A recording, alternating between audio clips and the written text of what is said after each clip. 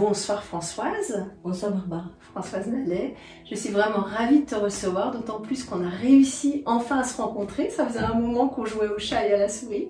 Et puis bah voilà, tu as pu nous rejoindre ici à Paris. Praticienne en thérapie par la mémoire cellulaire. Tu vois, je suis obligée de lire parce que c'est pas banal. C'est un titre qui veut dire beaucoup de choses et en même temps qui n'est pas tout à fait clair pour le commun des mortels. Alors explique-nous ce que c'est qu'une praticienne en thérapie par la mémoire cellulaire. Alors déjà, il faut revenir à l'histoire, à l'origine à la fois de ce titre, mais qui n'en est pas un. C'est-à-dire que la mémoire cellulaire, moi, d'abord je ne connaissais pas. Le mot m'est venu par la guidance, parce qu'il faut remettre ça dans le contexte. Et le contexte, eh bien, il provient de mon histoire personnelle, puisque voilà, je n'étais pas du tout ni dans les soins, ni dans l'accompagnement individuel, ni même avec une envie de le pratiquer, de devenir. Enfin, j'étais dans les affaires, j'étais dans la création, j'étais pas du tout dans cette démarche, ni même une démarche spirituelle. Voilà, j'avais un autre cadre de vie, comme on pourrait le dire. Et puis, voilà, cette NDE, cette EMI qui m'a propulsée dans l'autre monde. Donc, expérience de mort imminente. Voilà, c'est ça. Expérience de mort imminente, au milieu des expériences, ça dépend de quelle langue on peut le pratiquer, a été une révélation. C'est-à-dire que, déjà, moi, je viens d'une famille athée. C'est-à-dire qu'avec une impossibilité de croire à ce qui n'est pas visible, et que derrière la réalité qui est la nôtre, il n'y a rien, quoi. Voilà, donc, cette EMI, qui m'est arrivée donc, suite à mon accouchement, mon fils il y a maintenant 24 ans, eh bien, m'a prouvé le contraire. C'est-à-dire que voilà, j'ai quitté mon corps, et puis je suis partie de l'autre côté. Et donc, tu as vu des choses. Voilà, et dans cet autre côté, eh bien, il y a eu une autre dimension. C'est-à-dire la conscience de qui je suis, mais sans le corps. Et cette sensation que le corps n'était plus là, mais que tout était là en fait. Avec une dimension grandie de la vision des choses, de la réalité, puisque j'étais au-dessus de mon corps, donc je voyais ce qui se passait. Je cherchais vraiment ce dédoublement dont on parle. Voilà, alors, et puis en plus on se sent normal, c'est-à-dire qu'on pense, on réfléchit, on respire, on a l'impression qu'on est là. Mais il y a une forme de légèreté qui est présente et qui nous anime. Et puis j'ai cherché mon fils en fait, parce que je ne le voyais pas, je savais qu'il était vivant, enfin j'avais la conscience intellectuelle qu'il était vivant, la sensation que je n'étais pas au même endroit, comme on pouvait dire je ne suis pas au même étage, comme si on était au premier étage, et puis qu'on sent que l'autre n'est pas au même étage que nous, mais la réalité c'est qu'il est quelque part. Et je me suis mise à le chercher en fait, j'ai cherché mon fils en sentant qu'il était là. Et donc, comme une maman qui va chercher son enfant dans une pièce.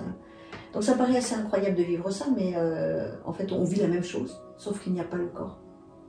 Et là, je suis revenue simplement le chercher, en fait. Je suis revenue, j'ai réintégré mon corps. Donc c'est ce que j'allais dire, tu as réintégré ton corps. C'est violent, c'est douloureux? Alors, il y a une sensation comme si on met un petit coup de marteau, en fait, sur le thorax, en fait. Enfin, c'est comme ça que j'ai ressenti la chose. Donc une petite douleur, mais ça fait mal, voilà, ça fait mal, comme si on se tape et qu'on a mal. Et j'ai récupéré mon empreinte. Alors maintenant, je le traduis, je l'analyse, mais sur le moment, on n'a pas le temps de penser à tout ça. En fait. Ça se fait. Ça va très vite en plus. L'espace-temps, il n'est pas vraiment perceptible. Et en tout cas, bon, je suis restée quelques heures dans cet état, en tout cas, de Comment tu sais alors du coup que c'était quelques heures? Bon, parce qu'après la médecine me l'a dit, j'ai été transfusée, etc. D'accord, donc pour eux, tu étais perdue ou... Pour eux, voilà. Et d'ailleurs, le chirurgien, j'ai entendu le chirurgien dire on la perd.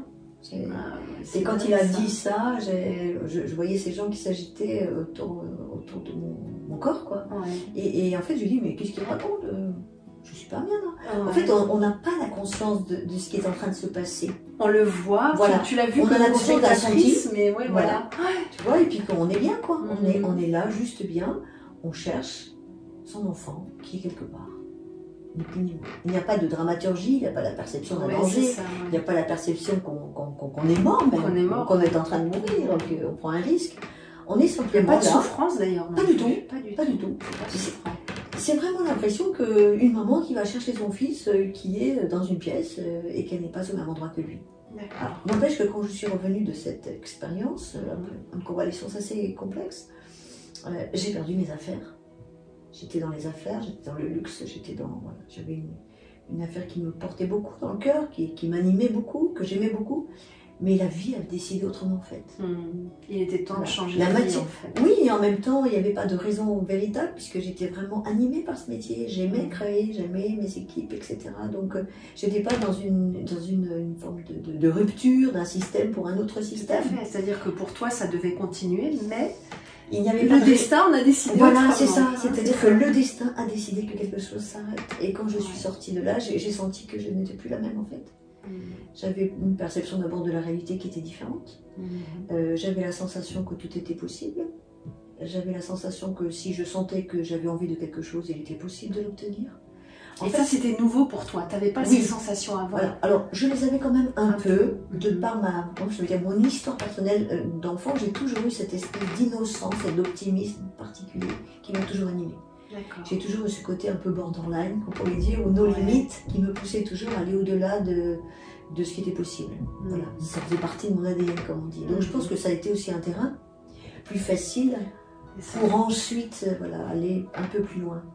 Et je sens, je fais. En fait, moi, ma théorie, c'est je sens, je fais. C'est magnifique ça.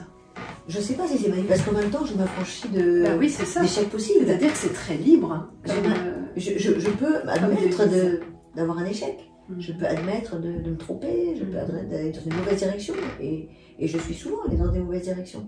La NDE ne m'a pas permis d'aller toujours dans la bonne direction. Elle m'a permis d'être libre d'aller dans les directions que je voulais. C'est pas pareil. Non, c'est pas pareil. Et c'est en ça que je trouve ton parcours inspirant.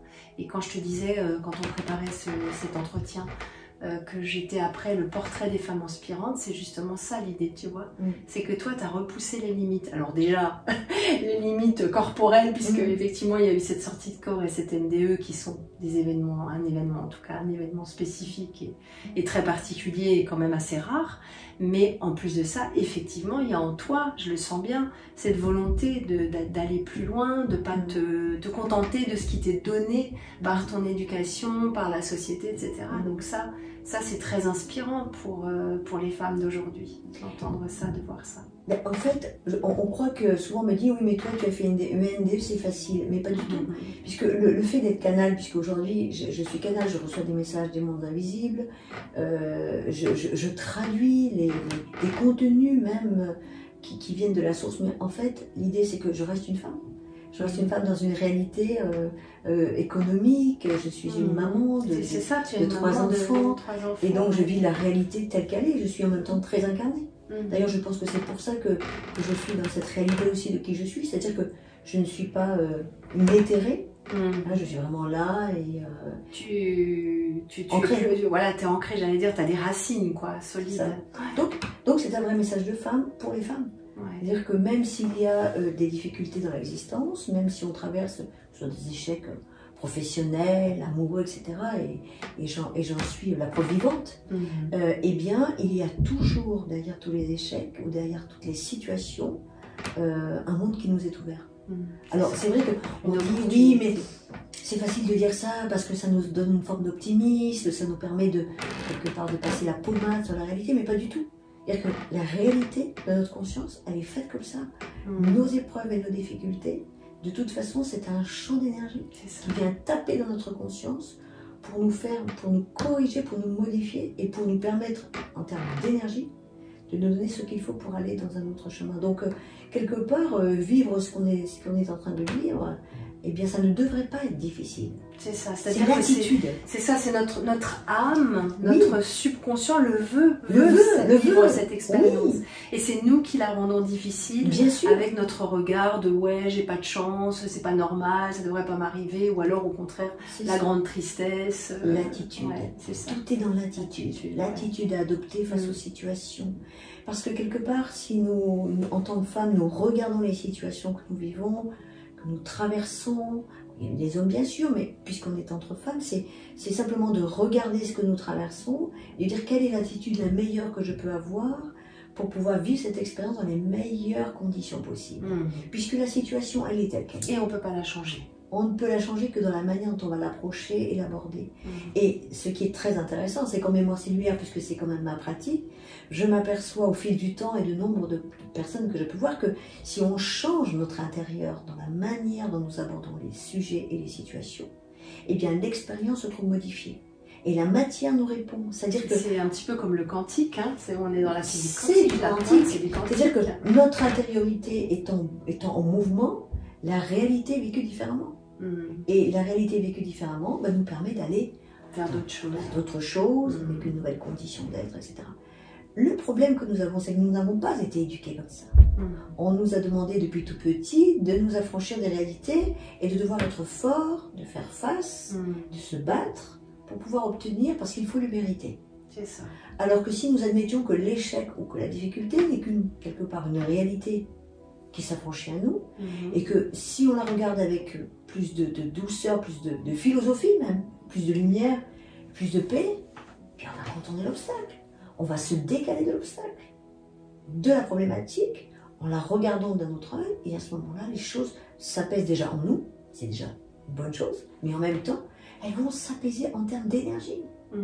C'est bien qu'on va switcher. C'est drôle parce que moi je suis coach professionnel et c'est exactement ce qu'on dit à nos coachés, de changer le mindset, le fameux mindset, etc.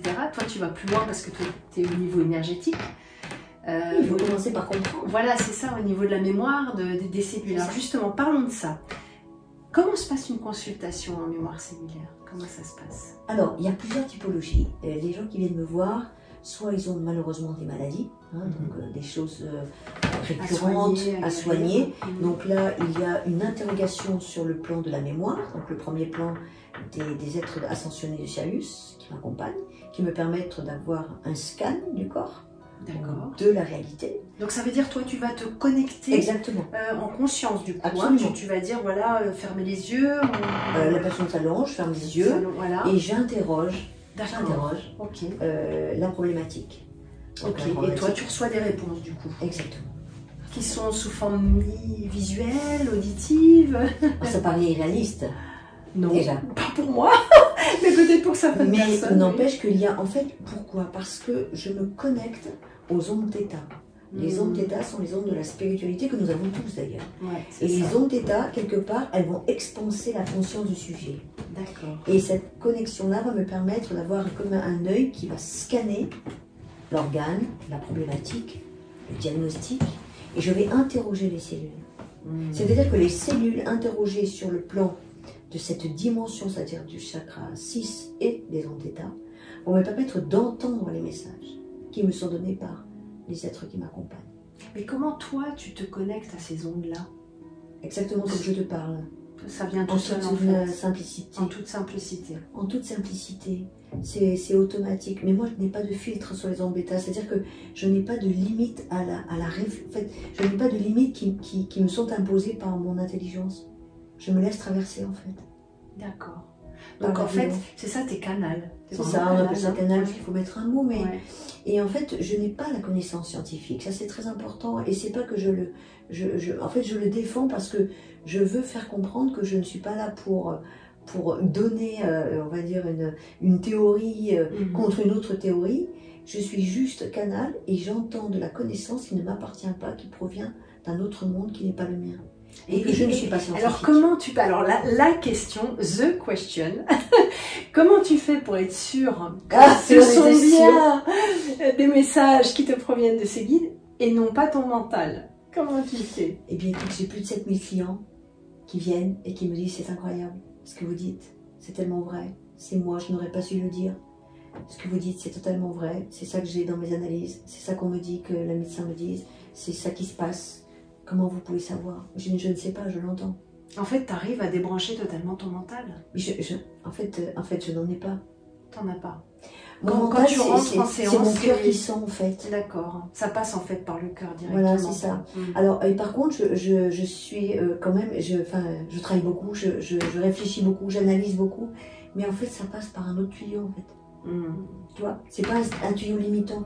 C'est un tuyau ouvert et fidèle à ce qui est ressenti. Et donc, par exemple, je rencontre des maladies orphelines, des maladies qui sont assez étranges, etc., qui ne sont pas forcément comprises par la médecine, ou en tout cas qui laissent en suspens. Et j'ai des cas tous les jours où je me connecte à l'âme de l'enfant. Par exemple, j'ai une cliente qui a une enfant qui a une maladie un peu particulière génétique. Je n'ai pas fait d'études de médecine, donc je le revendique. Et j'ai dit, en fait, les cellules ne captent pas la vitamine D. elles ne la reconnaissent pas dans les cellules. Eh bien, la personne m'a fait lire un texto qu'elle venait de recevoir le matin. J'ai regardé. L'hôpital de Grenoble vient de m'envoyer, le médecin me dit qu'ils ont trouvé que les cellules ne connectent pas la vitamine D. Moi je ne peux pas le savoir. Non, par contre, je l'observe, je le vois. Donc, en fait, je négocie avec ça sur le plan de la fréquence du chakra 7, 6 et des ondes θ qui viennent connecter les cellules. C'est comme si quelque part, je venais dialoguer avec les cellules sur une fréquence, une onde qui est intangible. D'accord. Donc en fait, pour qu'elles reçoivent le message. C'est comme une espèce de... Tu règles les fréquences, là, comme à l'époque, les petits boutons avec les postes à galène, tu vois, où on essayait de trouver la bonne fréquence. Et au passage, je nettoie les mémoires. Parce que l'information dans les cellules contient des mémoires. Et ces mémoires sont traduites par des mots, des images, des scénarios, ce qu'on appelle des traumatismes, des choses qui ont existé. Des maladies, des symptômes. Et ces mots-là sont de l'énergie. Et ils véhiculent de l'information dans les cellules. Les cellules, elles reçoivent les fréquences ondulatoires de ces mots, de ces images, de ces scénarios, qui représentent des taux vibratoires, c'est-à-dire de l'énergie qui vient affecter la membrane de la cellule, le cytoplasme, le noyau et même l'ADN. Donc moi, j'ai une vision comme une espèce de microscope dans mon cerveau qui permet d'observer tout ça. Mais ce n'est pas moi qui l'observe, c'est une observation qui m'est donnée. D'accord. Mais c'est chouette quand même de... Moi, je t'envie d'avoir le mental qui reste au repos et de n'être pas influencé, tu vois, par les messages que ton ego, ton mental, appelle-le comme tu veux. Non, mais tu sais, quand on a fait une NDE, on n'a plus d'ego. C'est peut-être ça, ouais. Ça t'a peut-être enlevé des couches, quoi. On est tout petit. On est tout petit. Et en fait, l'ego, c'est quoi? C'est d'imaginer qu'il faut être quelque chose pour être. Et puis que la société nous impose ses règles, etc. Alors moi, je suis les règles, hein, parce que voilà, on est dans un monde où on suit des règles, mais je ne revendique rien du tout, parce que de toute façon, tout ce que nous vivons, nous l'avons choisi. Et il faut juste être fidèle à qui on est, dans la vérité de qui on est. Et je trouve que déjà, ça demande beaucoup de travail. C'est pas la peine d'aller s'inventer un personnage. C'est pas la peine d'essayer d'être qui on n'est pas. Moi, je revendique rien. Je suis venue faire ce travail. Je suis venue pour cette mission. Elle vaut comme une autre mission, comme si on était peintre, architecte, électricien, je ne sais quoi, ou instituteur. Il n'y a rien de particulier à faire ce métier. C'est un métier qui est difficile parce qu'on est en connexion toujours avec l'humain dans ses douleurs, dans ses traumatismes. On est là pour une vraie mission humanitaire, même si elle est particulière. Mais en même temps, il y a un niveau d'exigence de la guidance qui est très important. C'est-à-dire qu'on doit toujours être droit dans nos bottes. On doit toujours être obligé d'être dans une posture qui est claire, qui est vertueuse. Alors c'est pas judéo-chrétien, c'est pas, il n'y a pas d'obligation, mais il y a l'être qui est là pour faire quelque chose qui est profond, qui est sacré aussi. Donc il faut être juste partout, quoi. Et il faut essayer de trouver cet axe et cet équilibre dans toutes les situations. Et donc c'est pas facile. Et admettre aussi d'être un petit peu parfois jugée, condamnée, pas comprise, etc. Mais c'est pas grave. Parce qu'il faut admettre que l'autre ne peut pas comprendre, ne peut pas croire. Comment croire à ça? Oui. Il n'y a rien de tangible. Comment croire à ça? Et on est dans une société du tangible, en effet. Il ne faut que l'expérimenter. Il faut expérimenter. Et là, mon livre qui va sortir, il n'est que là. Expérimenter. Je vous invite juste à accepter mon témoignage et à comprendre cette expérience. Mais est-ce que les gens peuvent le tester eux-mêmes tout seuls? Oui. Ils peuvent faire cette expérience de la mémoire cellulaire, de guérir leur mémoire ou de les comprendre. Bien sûr, bien sûr. Et je pense que c'est aussi la nouvelle piste des prochaines décennies.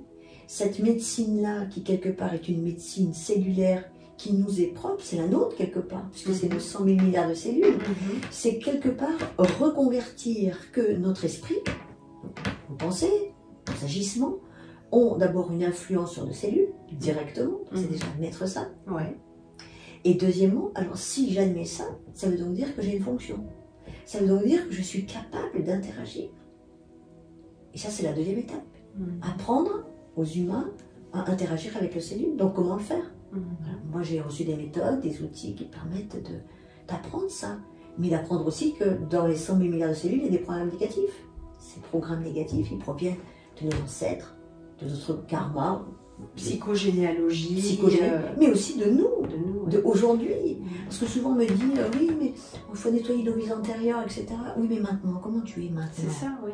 Il y a déjà cette vie-là. Hein. Cette vie-là. Il y a pas mal de choses à faire là. Quoi. Cette vie-là, elle est le point de départ des programmes. Et si on corrige nos pensées, nos manières d'être, et qu'on s'illumine de qui on est, on va déjà pouvoir beaucoup progresser. On va déjà pouvoir beaucoup progresser. Et puis en même temps, on descend les taux vibratoires négatifs de nos ancêtres.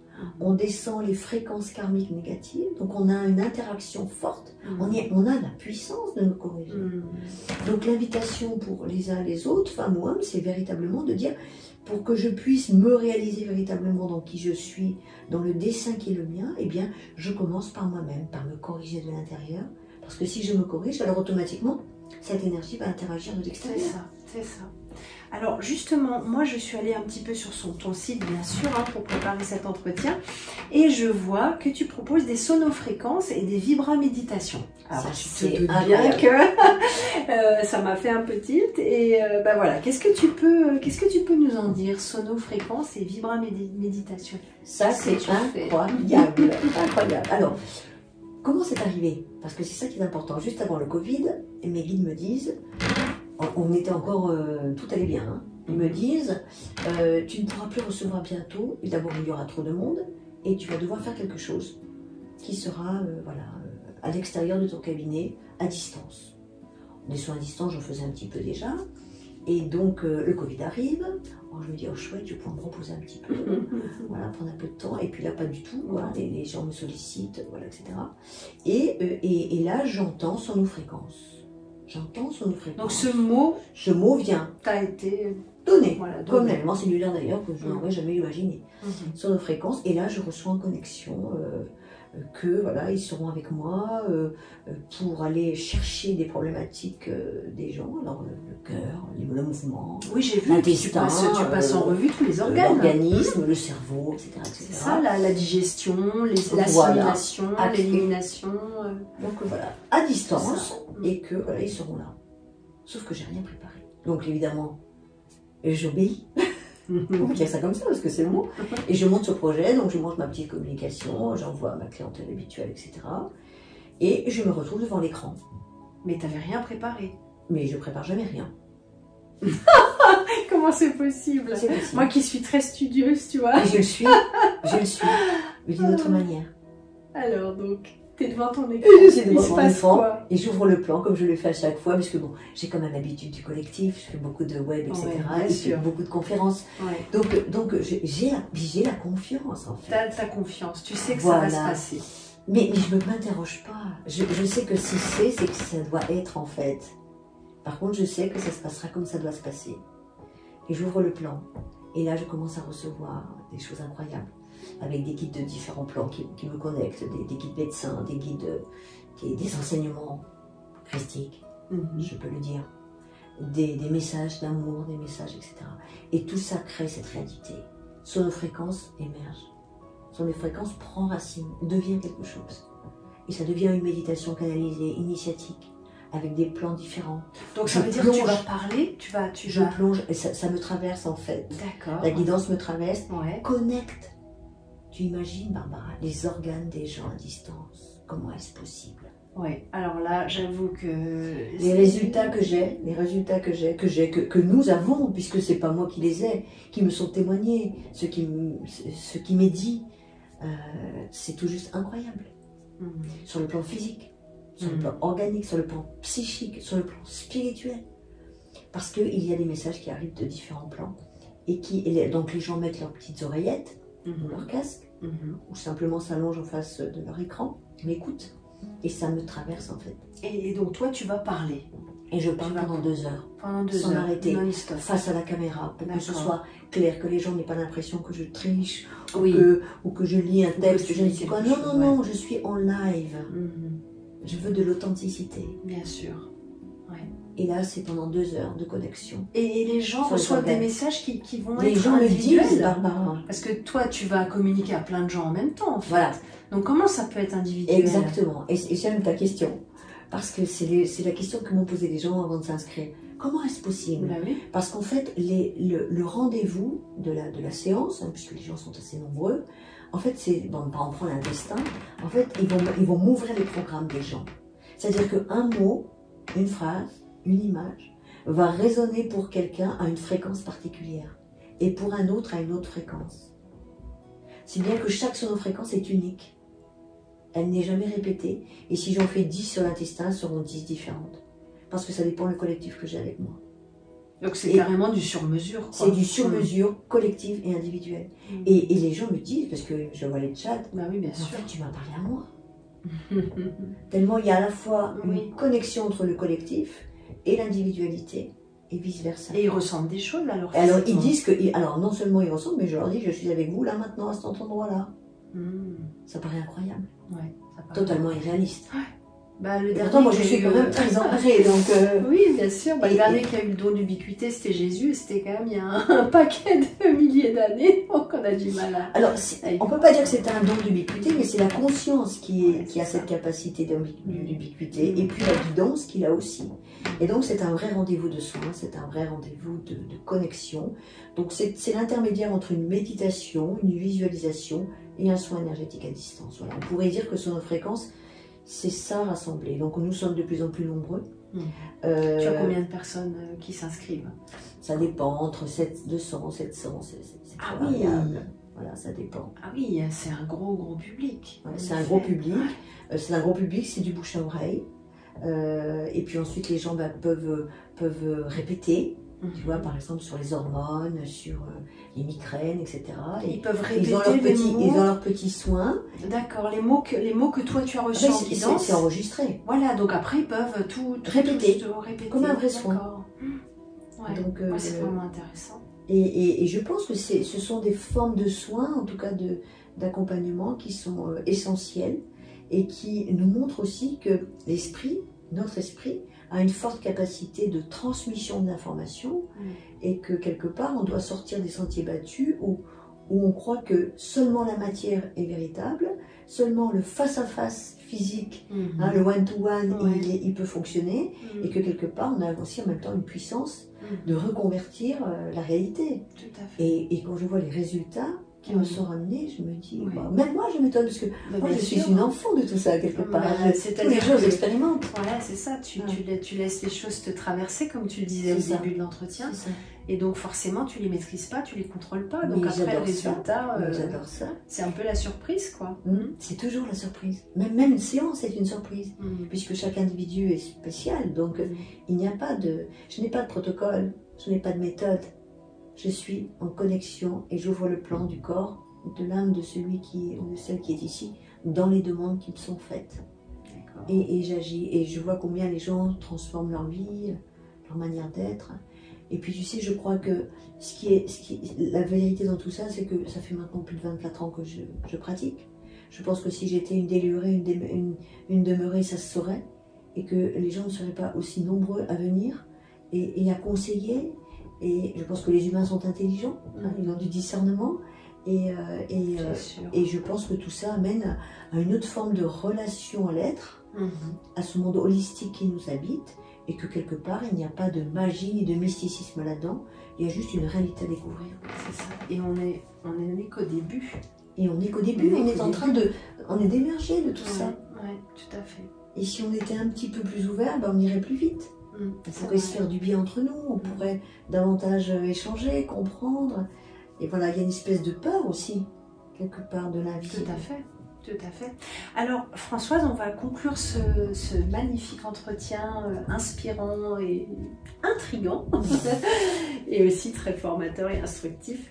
On va le conclure par une question. Si tu voulais transmettre un message à nos auditrices et à nos auditeurs, à celles et ceux qui nous regardent, qu'est-ce que tu aurais envie de leur dire là, tout de suite? J'aurais envie de leur dire que dans nos 100 000 milliards de cellules, bien sûr qu'il y a des choses qui ont été transmises de manière négative, dont on n'a pas le pouvoir.